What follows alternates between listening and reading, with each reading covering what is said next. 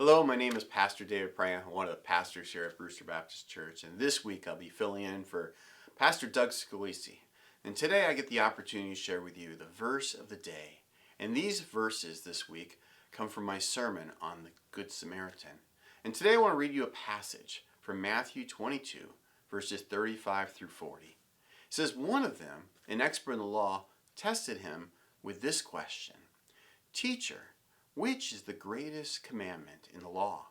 And Jesus replied, 'Love the Lord your God with your heart, with all your soul, and with all your mind. This is the first and the greatest commandment.'" And now we come to the verse of the day, which is Matthew 22, verse 39.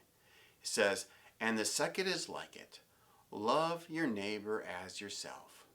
All the law and prophets hang on these two commandments."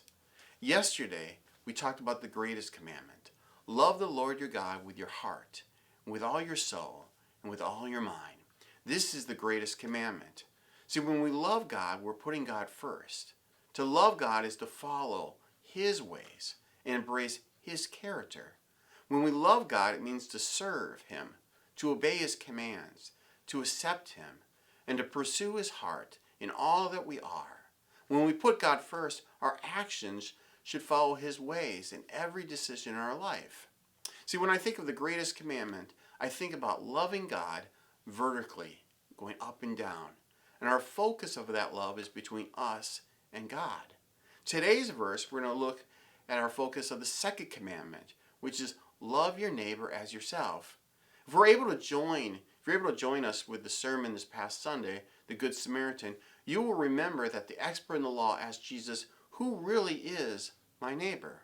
See, the expert of the law wanted to focus on the people that were just like him. And since the expert of the law was Jewish, he wanted the focus to be on his Jewish neighbors. Yet we see Jesus shares a parable about a priest, a Levite, and a Samaritan. And there was this man who was robbed, who was beaten up, left for dead alongside the road.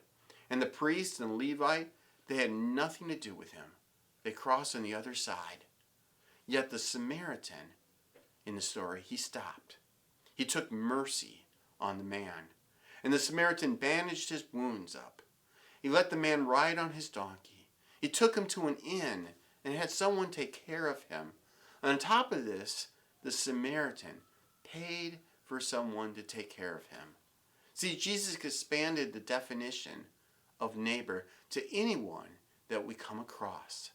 God wants us to love them. See, we often forget that part of loving God is loving all the people that He has created. If we really want to love God and obey Him, we must love the people that God brings our way. See, Jesus wants us to love our neighbor unconditionally, with no strings attached. See, love is more than knowledge. It's about our actions when people are in need, and we may need to do something. See, when our neighbor has needs, we need to step up and help them out. God not only wants us to love Him vertically, but He also wants us to love our neighbor horizontally. See, both are equal in importance to God. We need to love God, but we also need to love our neighbor. Well, thanks for joining with me for the verse of the day. I hope to see you tomorrow. God bless.